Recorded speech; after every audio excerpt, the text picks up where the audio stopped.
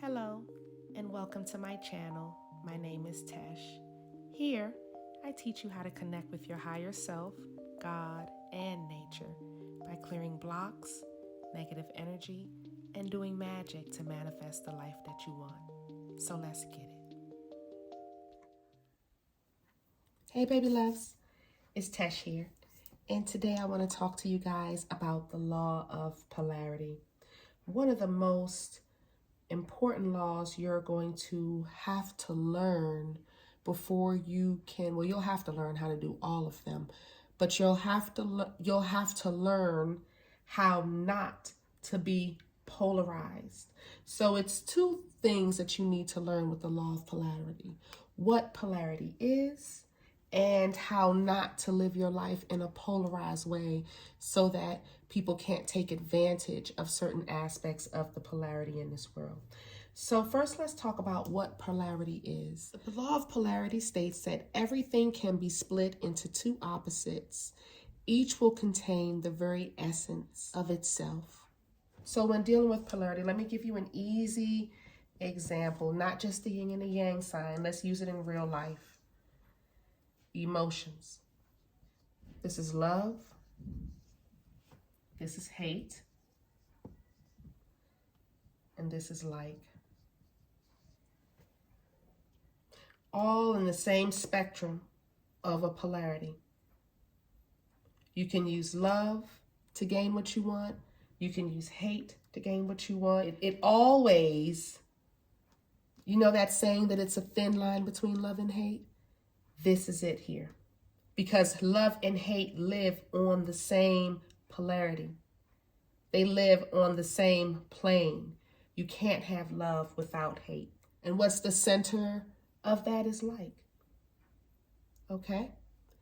Another one you can use is hot and cold.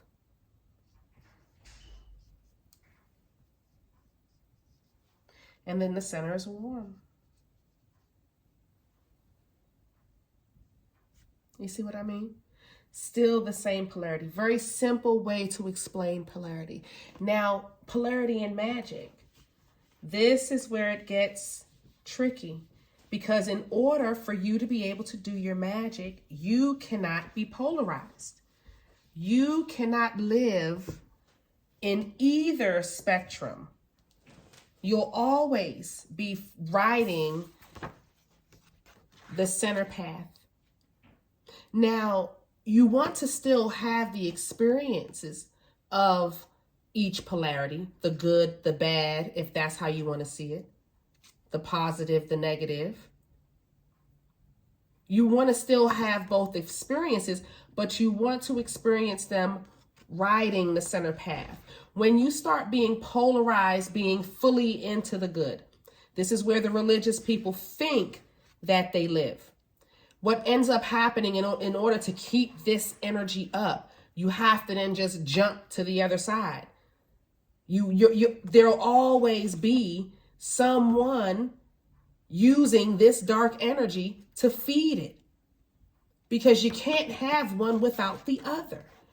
But people will try to use certain topics, certain things to play on your emotions.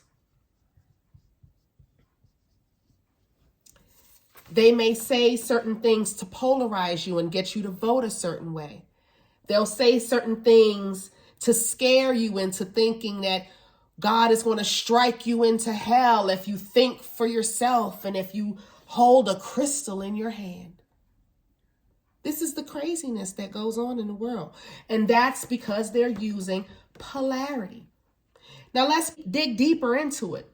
These same people that will use polarity to scare you, they will then want to use the other side to get what they want. Watch the movie Witchin'. In the first episode on Netflix, if y'all get to watch that, y'all will see a pastor. He goes to a witch and asks him to kill another witch because that witch was coming for him for some wicked things that he had done to her in the past. And when he had disagreed because it was a woman, but the woman ended up dying anyway. So he comes to the pastor to tell him, and what the pastor do? he starts screaming, oh, you're a witch. Oh, you're evil. But he came to him and asked him for the help. And that's how people will use polarity in order to get their way. So now all the townspeople who follow him are now throwing rocks at the same witch that he hired, that he summoned and came to and asked to do him a favor. You see how people will use polarity to play both ways? People do this all the time. They will prey on your emotions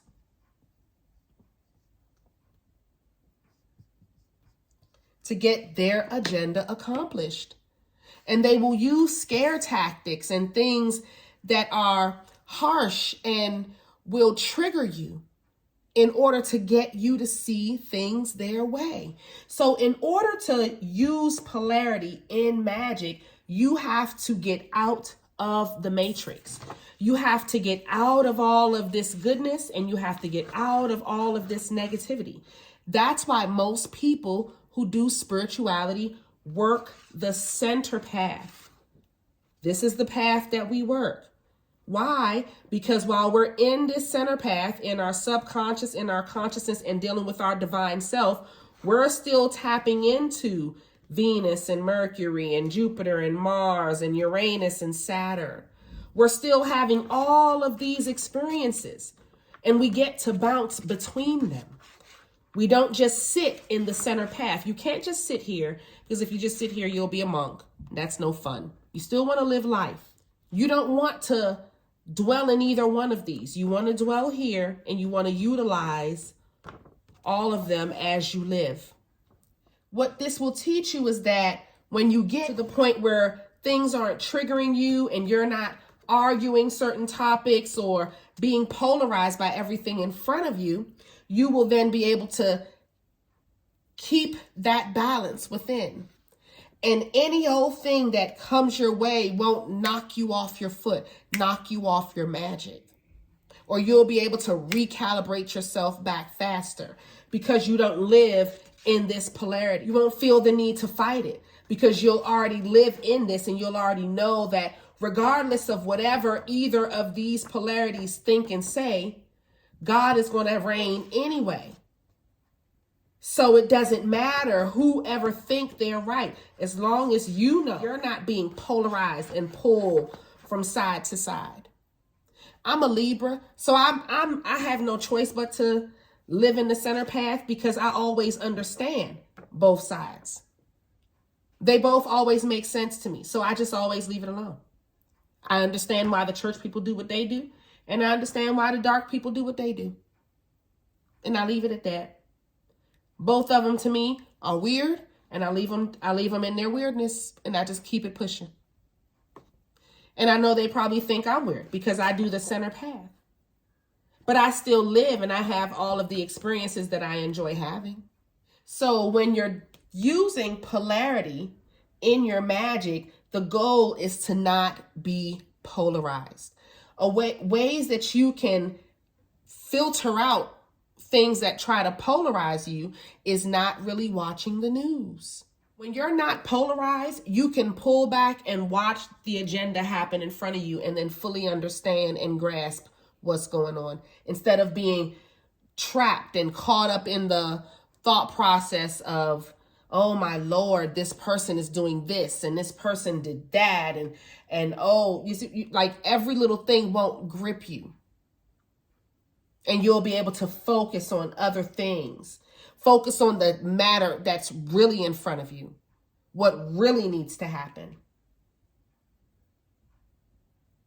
So when you can get out of being polarized, this is when you'll truly have spiritual power.